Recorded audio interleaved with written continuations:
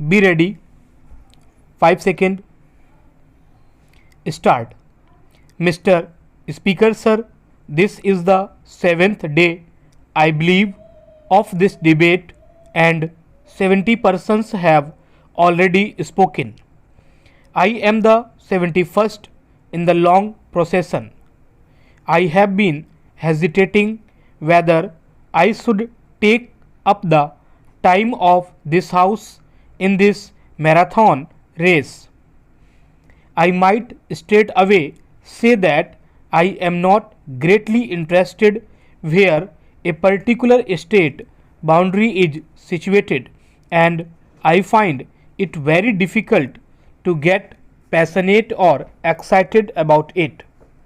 I have my preferences naturally, but it does not make much difference to me where the internal boundary of a state is drawn.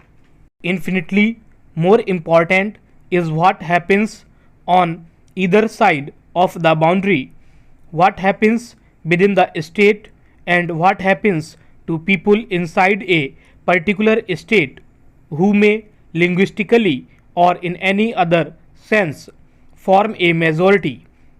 Once we lay down these basic principles correctly and act up to them, then the vast number of problems and difficulties and legitimately grievances that arise will automatically disappear. I may tell the House that I am not speaking specifically in my capacity as Prime Minister or on behalf of government, and I am not going to make any epoch making pronouncement. We in government have been considering this report and other matters that flow from it for the last many weeks, and we shall continue to consider them till we come up to this house with our recommendations.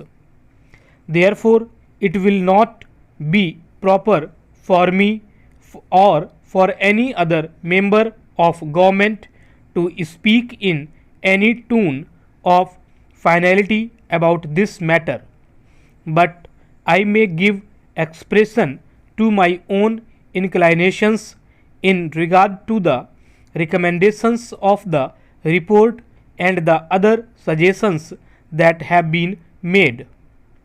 One thing I should like to say is that I have regretted very greatly certain criticisms that have been made in the press against the Commission. One can criticize the Commission's recommendations, of course, but to bring a charge of unfairness is itself unfair. It is the kind of approach which will make such work much more difficult hereafter. We choose eminent men, they take a great deal of trouble and tell us what they think about the problem. We may or may not agree with them, but to attack their fairness is, if I may say so, not only a wrong approach but an indication that one's case is right now very weak. May I also suggest for the consideration of this House that while members here represent their constituencies, they represent something more. Each member is not only a member for this or that area of India, but a member for India as a whole.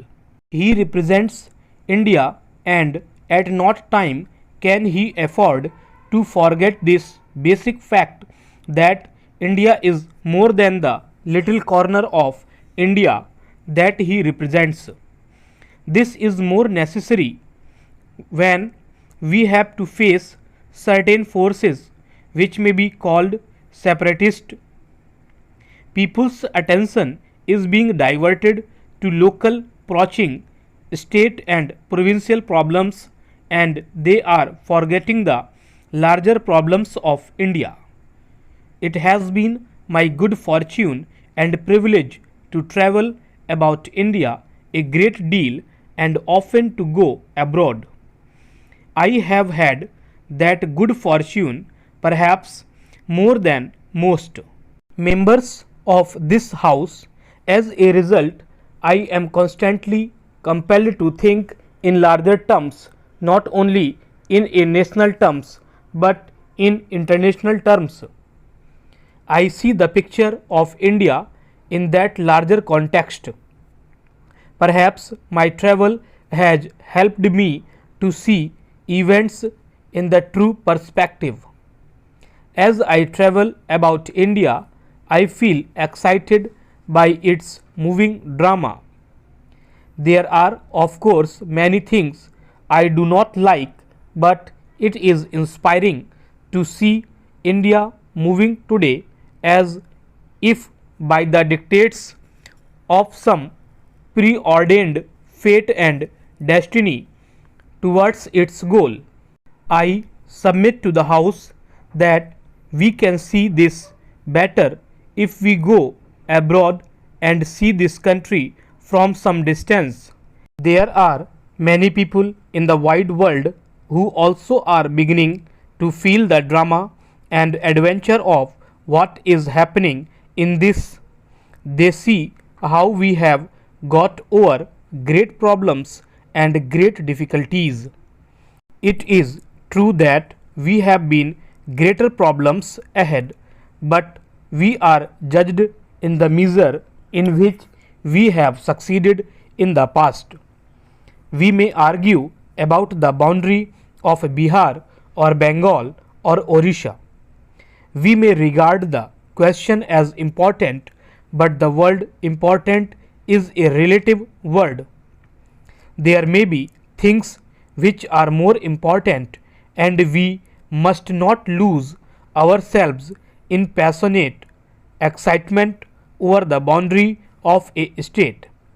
We must take a total view of India.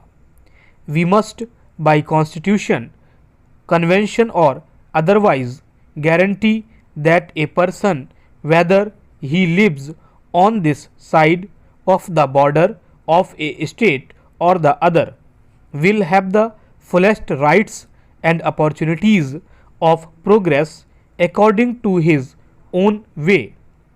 That is my approach to this matter, but I feel that this larger outlook is sometimes lost sight of. This not be done for larger national interest.